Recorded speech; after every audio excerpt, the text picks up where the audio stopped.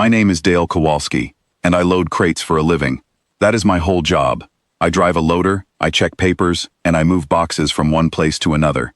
I work on Dock 7 of the Threnzai Exchange Station, which is a big trading post far out in space, where humans and many alien species do business together. Nobody remembers the names of dock workers. I never thought anyone would remember mine either. But that changed on the day the Queen's ship arrived with one strange container that nobody wanted to touch. I had been working on this station for 6 years. Ever since humans signed a peace and trade agreement with the alien nations, called the Meridian Accord, we were allowed to travel and work among the stars. I was not a scientist. I was not a diplomat. I was not famous. I simply drove a loader every day, checked shipping labels, and went back to my small bunk at night to sleep. That was enough for me. I liked my simple job, and I was good at it. On the morning everything changed, the whole dock felt different. It was too quiet. Usually there is noise everywhere, engines, voices, machines moving boxes. But that morning, it felt like everyone was holding their breath. I turned a corner with my loader humming softly, and I saw something strange. Many of the best engineers on the station, called Vezran Master Engineers, were standing in a circle. These were not ordinary workers. These were the smartest, most highly trained engineers in the whole coalition. They could fix almost anything. But none of them were moving. They were all standing far away from one gray container sitting alone on the floor. I walked closer and asked one of them, a Vezran named Ostek, what was going on. Ostek and I sometimes played cards together after work, so I knew him a little. He did not look at me. Instead, he kept staring at the container. The skin on his head, called a crest, was pressed flat, which for his species means fear or deep worry. That crate came from the Queen's own ship, he said quietly. It was marked for transfer, but there are no handling instructions, no hazard warning, no safety information at all. 3 engineers have already refused to touch it. I looked at the box. It was gray, and about the size of a small refrigerator. It sat in the middle of the floor like it belonged there, like it was waiting for someone brave enough to move it. As I looked closer, I noticed a soft humming sound coming from inside it, like the sound of an old refrigerator running quietly. Someone has to move it, I said. It's blocking the whole walking path. Every alien standing nearby turned and looked at me the way you would look at someone about to do something very dangerous. Ostek's voice became tight. You would touch it? Dale, we do not even know what is inside. I smiled a little. Well, I don't always know what's inside the boxes I move. That's kind of the job.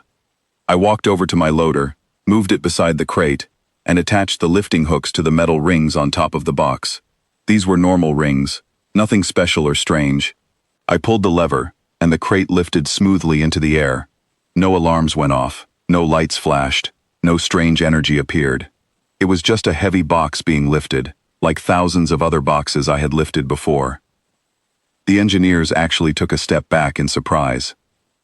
It is not reacting to him, one of them whispered, as if watching something impossible happen right in front of their eyes. I pulled the loader toward the transfer area, where packages were normally sent to their next destination. The soft humming sound followed along with the crate. That is when a tall Vezran official appeared, wearing shiny silver armor with many decorations on the shoulders. I later learned she was the Queen's personal messenger, someone very important and respected. The moment she saw me standing beside the moving crate, her whole body became still, like she had seen something shocking. You, she said slowly, you moved the sovereign cargo. I moved a cargo, I said simply. It wasn't marked as dangerous. The shipping label just had a route number, nothing else. Is this how you normally send packages, or is this something special? She did not answer right away. She looked at the crate, then back at me, then at the group of engineers who were still standing far away, almost afraid to come closer. It is not what the box is made of that worries us, she finally said. It is what it means. No one is supposed to touch the Queen's cargo without special permission. And yet you touched it without even knowing you were not allowed to. I didn't know I was supposed to be scared of a box, I said honestly. Was I supposed to be? The last worker who touched sovereign cargo without permission lost his position and had to start his career over, she said. Another asked to be moved to a different job because he was too afraid of the responsibility. This container is normally trusted only to the most skilled and honored engineers in the entire coalition. You are neither an engineer nor someone with special training. I'm just a dock worker, I said. My job is to move things from one place to another safely. This box needed to move. It was blocking the walking path, and people needed to get through. It didn't feel like something to be scared of. It just felt like work. Something changed in her face. She looked surprised but not angry. It seemed like she was thinking about my words very seriously. Just work, she repeated slowly, as if she had never thought about it that way before. Do you understand what is truly inside that container, human? No idea, I said. Nobody wrote it on the shipping label. It holds seeds, she said. 300,000 samples of plants that no longer exist anywhere in nature. They were gathered over 2,000 years by scientists trying to protect the natural history of our world. This cargo cannot be replaced if it is lost or damaged. That is why the engineers were afraid. They understood how important it was, and that fear made them freeze instead of act. I looked at the humming crate again. It was just a plain gray box, but now I understood it carried something very precious. Memories of an entire planet's plants, collected across many lifetimes. With respect, I said gently, how important something is doesn't change how carefully you should move it. You still have to lift it properly, check that it's secure, and get it safely to where it needs to go. If you freeze up just because something is important, it never gets anywhere. It just sits there, doing nothing. I would rather move something carefully than not move it at all. She stared at me for a long moment without speaking. Behind her, Oztek made a small sound that might have been a laugh he was trying to hide. That, she finally said, is either great wisdom or great bravery. I am not sure which one it is yet. On my planet, I said with a small smile, it's usually both at the same time. She almost smiled back. Then she stood up straight again, becoming very formal and serious. She called two of her assistants forward. They wore clean white gloves and carefully took over the lifting hooks from me. They spoke soft words together, almost like a gentle song, as they prepared to move the crate the rest of the way. Before she left with the precious cargo, the Queen's messenger turned back to look at me one more time. Dale Kowalski, she said. I had never told her my name, which meant she must have already learned who I was in the short time since I picked up that crate.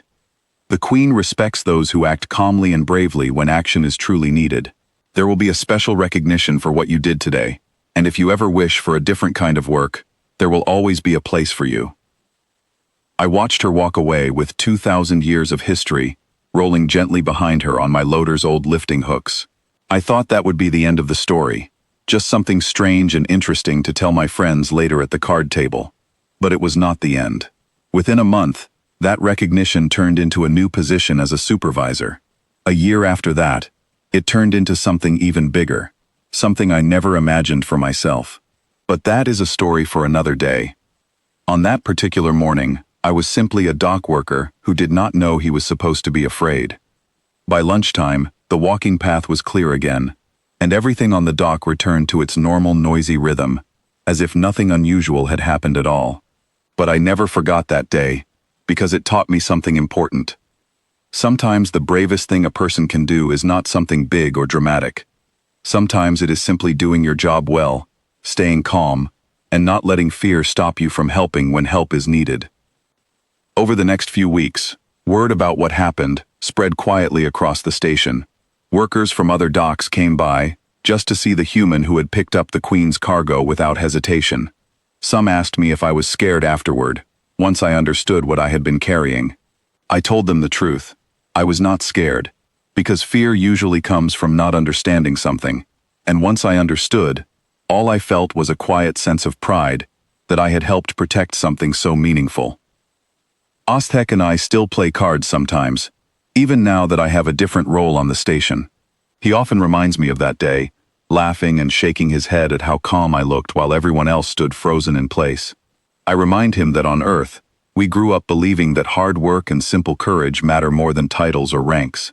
Maybe that is why I did not think twice before helping. Looking back, I understand now why the engineers hesitated. They respected the cargo so deeply that fear took over their good judgment. But respect and fear are not the same thing. You can care about something deeply and still act with a clear mind. That is a lesson I try to remember every day, whether I am moving a simple box or standing in front of new challenges in my growing career. Even now, years later, people on the station still tell the story of the human dock worker who moved the Queen's mysterious cargo without hesitation. Some versions of the story have grown bigger over time, with details added that never really happened. But the heart of the story stays the same: a simple worker doing his job with calm confidence, even when others were too afraid to act. I never set out to be someone special. I just wanted to keep the dock clear and help people get their deliveries safely. But sometimes, doing your job with honesty and courage is enough to change the direction of your whole life. That morning taught me that lesson, in a way I will never forget, and I carry it with me in everything I do today.